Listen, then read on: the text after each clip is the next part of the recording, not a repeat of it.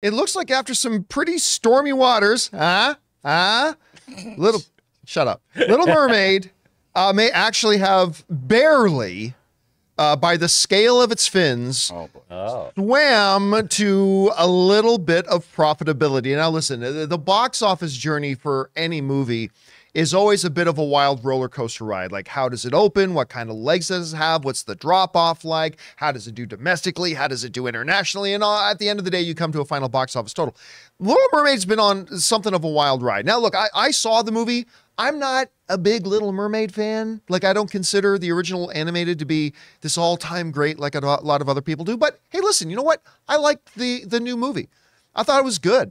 I thought Halle Bailey is a bona fide superstar. I can't wait to see her in The Color Purple coming up in December. She was really great in it. Not going to end up in my top 10 favorite movies of the year, but it's a nice little film. I enjoyed it.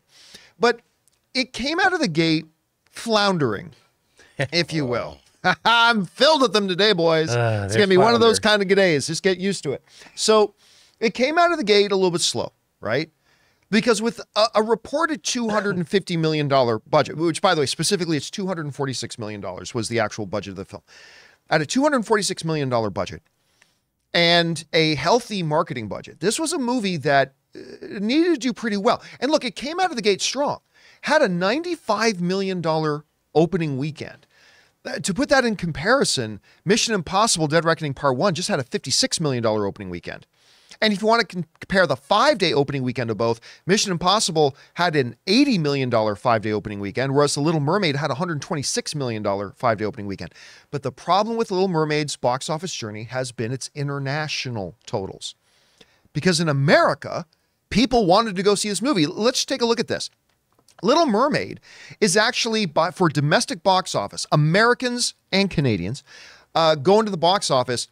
By American standards, it's the 4th most popular movie of the year, only trailing behind Super Mario Brothers, Spider-Man Across the Spider-Verse, Guardians of the Galaxy Volume 3, and the number 4 highest box office film at the domestic box office, Little Mermaid, clocking in at nearly $300 million.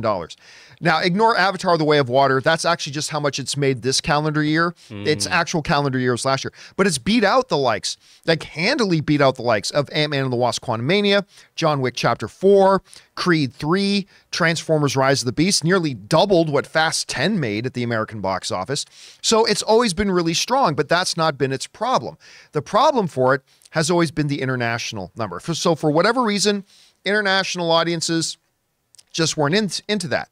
Now, it looked like for a long time that Little Mermaid was probably going to end up somewhere in the low 400 millions, but something weird happened. For 8 weeks, let's see if I can bring this up here. For 8 weeks, I'm going to see if I can. Little Mermaid, as I'll zoom in on this a bit, Little Mermaid has stayed in the top 10 for 8 weeks. No other film in the top 10 right now has been in it more than that. I mean, Spider-Man Across the Spider-Verse is at 7, so it's going to hit 8 weeks. Transformers: Rise of the Beast has been in the top 10 for 6 weeks. But 8 weeks it has hung around. This has been one of these movies that's just stuck around and stuck around and stuck around, and people kept going to see it, and people kept going to see it, and it stayed in the top 10 to the point now that it is officially actually a profitable movie. Barely. This movie is by no means a hit. Don't let anybody fool you and tell you otherwise. This movie is by no means a hit, but it has crossed that threshold. And now how so? What do we do? Okay, so let's go over and take a look at this in the classroom here. So basically, when you're trying to figure out a break, you've heard me talk about this all the time, right? We apply this formula to every movie. What is the expense of a movie? Well, it's not just the production cost, it's also the marketing cost. Then you got to figure out what's the break-even point. Well, it's your box office total minus 33%. Now, this is a formula taught to me by the execs over at AMC Theaters. When I used to work at AMC Theaters for a number of years, they broke this all down for me. And an oversimplification of it is you basically take the box office total, you minus about a third or 33.33%, and that's going to be your break-even point. Or you can do it a more simple mathematical way. You take your expenses and multiply by 1.5.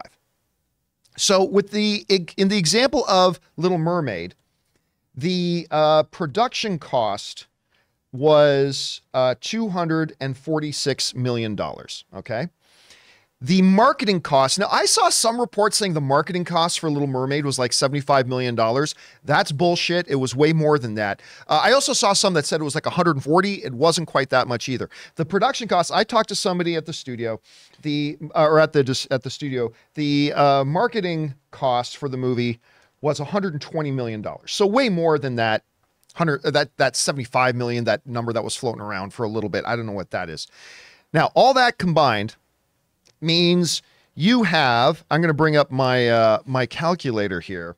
So we're going to say 246 plus 120 equals 366. You multiply that by 1.5, and what you have is a break-even mark of $549 million. And it, for the longest time, it never looked like Little Mermaid had even a remote chance to get to that. Well, if we go and look at the Little Mermaid now, we see that it's actually just crossed, in its 8th week of release, still hanging out in the top 10, $554 million, making the Little Mermaid a barely profitable movie. You know, and it's one of those things. This is why when we were talking about Mission Impossible Dead Reckoning's box office yesterday, that yeah, for a movie that cost $250 million to make, and they spent like $150 million on this marketing budget, that opening to $56 million, even a 5-day opening of $80 million, isn't the greatest news. But that's why we caution that you got to look at the franchises that may have legs. Because if Mission Impossible Dead Reckoning hangs around in the top 10, 6 weeks, 7 weeks, guess what?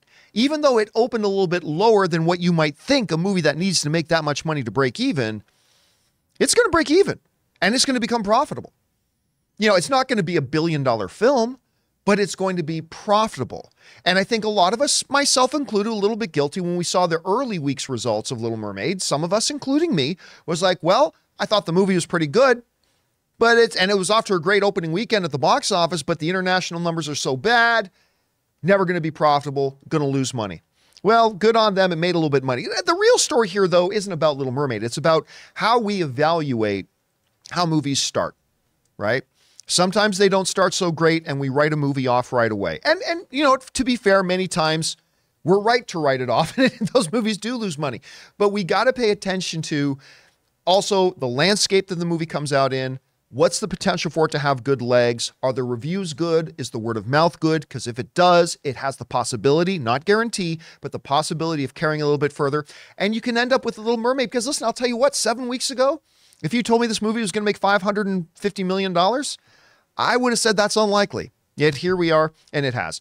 We want to thank a sponsor of this video, Mint Mobile. From the gas pump to the grocery store, your utility bills and favorite streaming services, inflation is everywhere. Seriously, make it stop. Thankfully, there's one company out there that's giving you a much-needed break. It's Mint Mobile. As the first company to sell premium wireless service online only, Mint Mobile lets you order from home and save a ton with phone plans starting at just $15 a month. You guys know that ever since I switched to Mint Mobile, I've been saving almost 70% a month over my old phone plan. For people looking for extra savings this year, Mint Mobile offers premium wireless for just $15 a month. By going online only and eliminating the traditional cost of retail, Mint Mobile passes the significant savings on to you. All of their plans come with unlimited talk and text plus high-speed data delivered on the nation's largest 5G network. Use your own phone with any Mint Mobile plan and keep your same phone number along with all your existing contacts. Switch to Mint Mobile and get premium wireless service starting at just $15 a month. To get your new wireless plan for just $15 a month and get the plan shipped to your door for free, go to mintmobile.com/Campea. That's mintmobile.com/Campea. Cut your wireless bill to $15 a month at mintmobile.com/Campea. Question is for you guys. What do you think about this? Do you have some movies? Other movies that you can think of that didn't really start all that strong? We were just talking about Avatar. Those movies start pretty modestly, and look how they turn out. Do you have some other movies in mind that you can think of that started pretty slow, where people, maybe even I, thought were going to end up being a big money loser and a big flop, but because of the legs that they had, they were able to generate enough interest that they ended up crossing that break-even mark? Can you think of some others that started really super strong and ended up falling short of that break-even mark and ended up losing money? What did you think about the movie itself, if you bothered to go to see it? Whatever you guys think, jump down to the comment section below and let us know your thoughts. Hey guys, thanks a lot for watching our video. Make sure you do all the standard stuff, subscribe to the channel, click the thumbs up button. But listen, also, we do a daily podcast called the John Campea Show podcast, hour-long show every day. Make sure you go and subscribe to it on Apple Podcasts, Spotify, or your favorite podcasting app of choice.